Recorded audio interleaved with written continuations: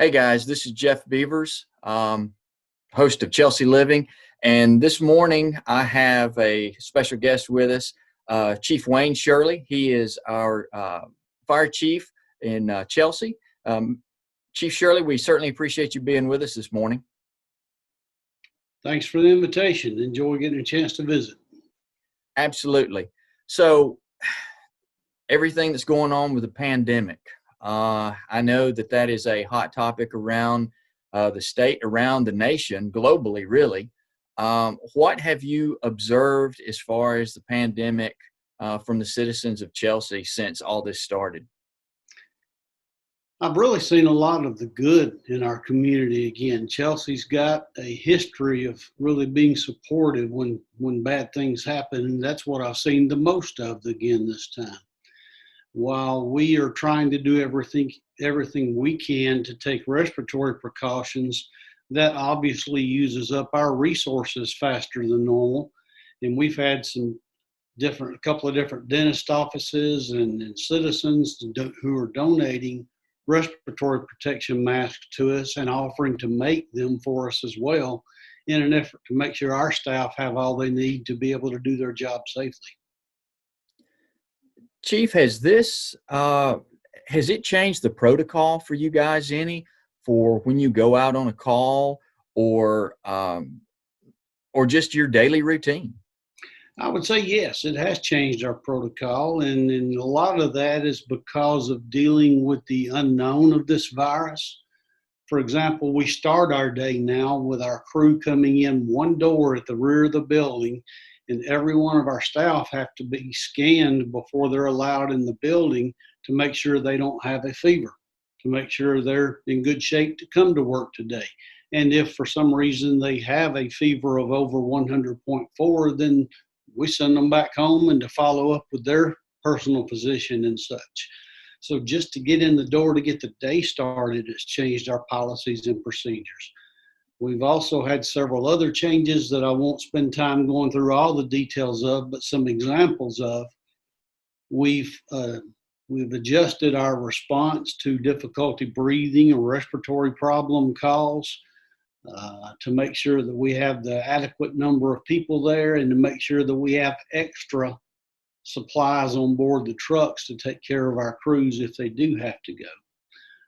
Also, we have, if you've driven by Station 31 here on Chester Drive, you might have seen our white special event unit parked out beside the building.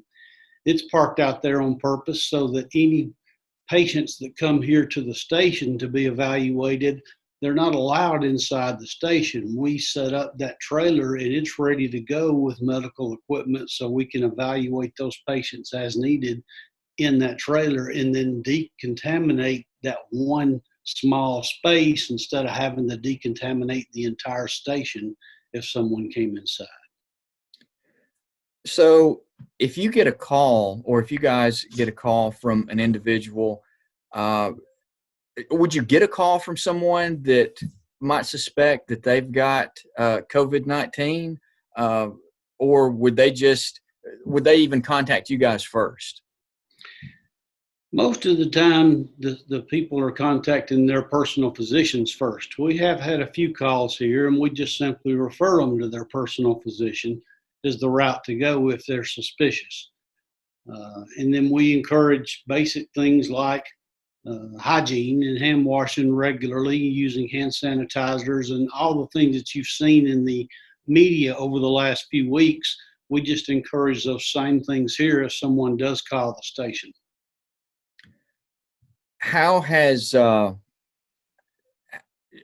this something that you guys are constantly finding out new information about, that you have to adjust your strategy, or is this something that you feel like that you pretty much know the symptoms, how this thing is going to operate, and you can continue to move forward that way?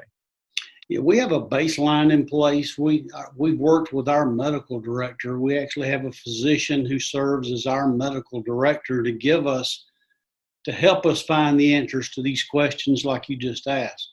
So we started with that baseline. Now, do they change daily? Yes, we get statistical updates every morning from the health department showing the number of new cases in certain areas, or anything that the health department may have learned from a previous or existing case of coronavirus that they've learned that they can share with us to help us slow the spread of it in the field. So while we do have a baseline in place, it is constantly being evaluated literally daily or multiple times a day in some cases to see what tweaks or adjustments we can make on our end. In all of your years of being with the fire department, have you ever seen anything like this? Not like this. This is unique because while it is a virus, and we've seen many viruses over the years, this is a new strand of virus that no one has particularly seen. And so knowing how it affects the people, how it's spread, knowing the details of that virus is what has been the most scary to people, it seems, because of the typical concept of fear of the unknown. So until we better understand this particular strain of virus, how it spread, how it can be stopped, and how it can be vaccinated against, there just seems to be this pandemic of both fear and people who are contracting the virus until these answers or these solutions are found. You know, I don't think, while you guys are greatly appreciated, especially in our community, I think one thing that kind of falls to the wayside, unfortunately, is if there's ever a shutdown, or if anything as far as a quarantine goes, like they're asking us to do now, that doesn't apply to you guys. You guys are on the front line constantly. And, you know, how do you keep the guys motivated when there's something like that that's an obvious threat that's highly contagious, and knowing that, you know, you've got to be out in that environment day in and day out? What we try to do here is reinforce to them ourselves how much we appreciate their work every day. And then when they hear the nice comments, the nice words in social media or from the public when they do have encounters with the public, that really goes a long way toward the guys understanding how much our community does appreciate. And so when something like this happens, you're right. Whether it's a simple holiday that everybody else is off enjoying time with their family, whether it's a pandemic virus like we're dealing with now, regardless of what the problem is, if it's a weather emergency, our people have to come to work, because when people need help, they expect us to be there. And so our people have to be here, be prepared, and you'll see the same. I expect, and from what I'm told, you will see the same smile, the same friendly faces that you see on a daily basis from our staff. And that's because we're so blessed in Chelsea to have such a great staff working for this department and a community that supports us like they do. Well, now let's talk about some good news for a chance. Sure. I like good news. I do too. Tell me what you guys have going on. I know that the last time that you and I spoke, you guys were in the process of, we were looking to get a new fire station just down the road from where I live. Can you comment on the progression in that, and as well as what you guys have going on? We actually have the opportunity to hopefully share a little good news on that subject today. That station is nearing completion. We met with the builders as recently as yesterday afternoon, and they're working on the final punch list now of things that need to be done. What we realistically are shooting for at this point, we have started this morning already moving some of the equipment to the bay at that station, not putting it in place yet, but getting it on site.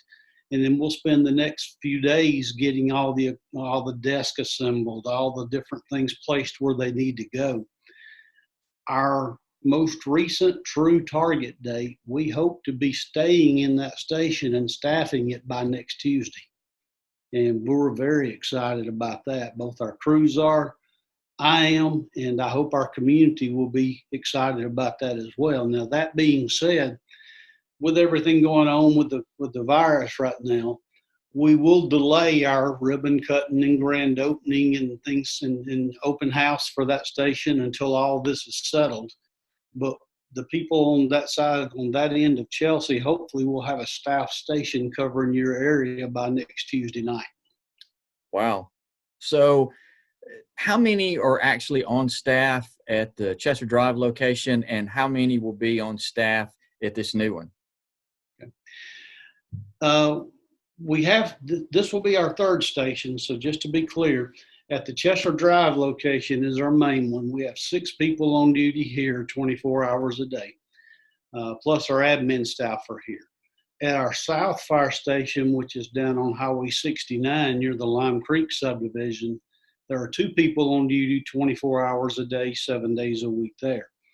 At this new location, we already have the staff hired. We'll just relocate them down there. There'll be 2 people on duty there 24/7. 2 people for now. The way Chelsea continues to grow, absence of this current virus problem we're dealing with, the way Chelsea continues to grow, we'll need additional staffing there soon, and that station was designed as such to handle additional staffing when it becomes available or fiscally responsible to put them there. We'll have both a transport unit and an engine company at that station, and the crew will jump on whichever truck is necessary depending on what type call they're being dispatched to. They'll either bring the transport or the engine company to the call. And that's just the best use of our available resources until the money's there to be able to let us expand that. Well, I definitely wish you guys all the best, and it shows, just like you said, that Chelsea is constantly growing. Finally, Chief, what advice, what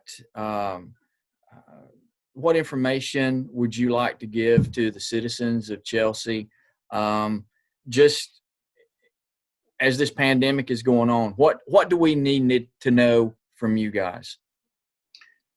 Couple of things. Follow all the recommendations that are being posted on the television media and through the Centers for Disease Control. Follow all those recommendations. The main one of which is simply washing your hands on a regular basis and keeping yourself clean. The social distancing is certainly something to consider as well, so that minimizes transmission and spread of the virus. So please do follow and heed those warnings. Take those serious, because we really need this to get under control sooner rather than later. And that's the best way that the public can help do that right now, is following those recommendations. If you feel like you might have been exposed or feel like you're sick, contact your doctor and follow their advice. If you're having true respiratory difficulty or problems breathing, that's when it's time to call 911.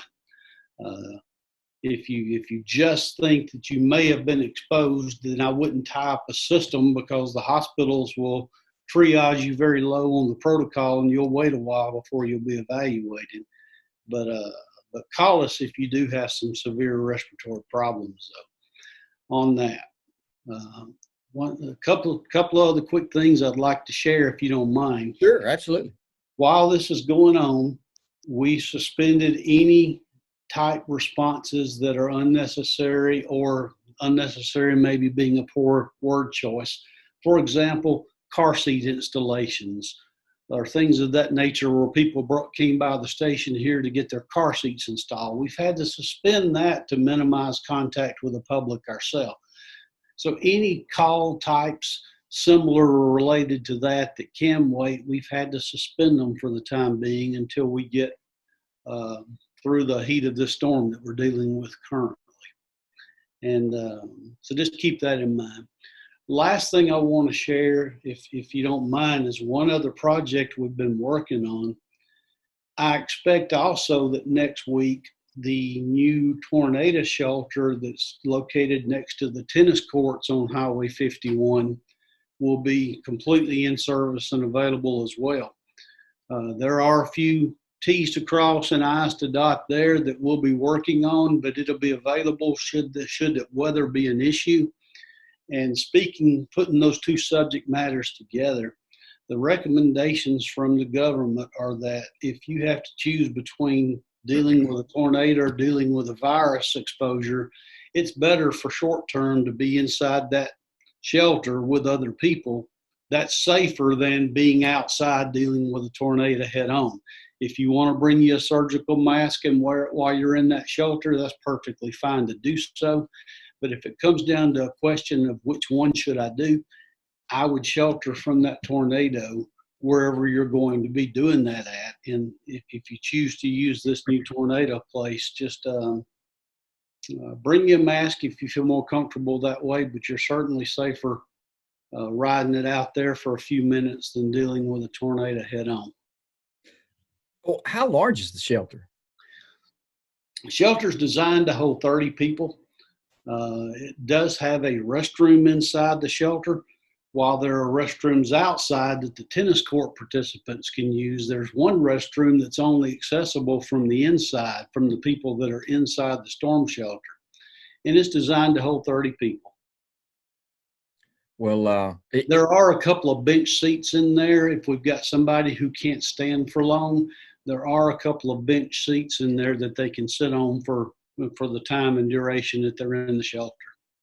I'm glad that you addressed that, because I'd had a couple of people ask me as soon as yesterday that said, I wonder how this will work if there are people that have to go to a storm shelter but are afraid of the coronavirus. How, which do you do? Do you continue to self-quarantine, or do you actually, go to the shelter? So I'm certainly glad that you addressed that.